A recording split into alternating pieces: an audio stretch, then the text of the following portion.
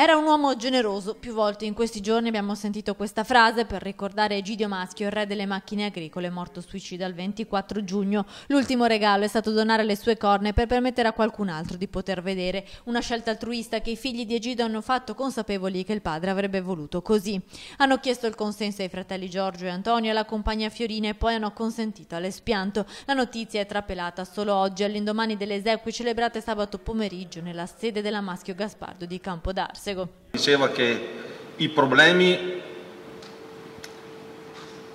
per lui erano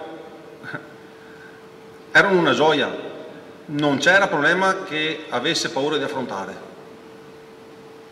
Questo è quello che io voglio ricordare, porto dentro di me, è l'energia che anche voi avete ricevuto ed è l'energia che ci permette di continuare.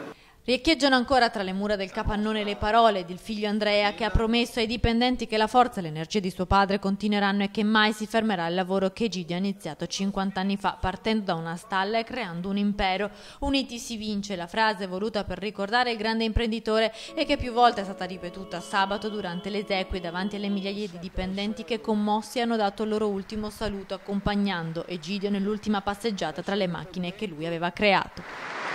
Molti hanno ricordato i giorni in cui entrava ed usciva dagli uffici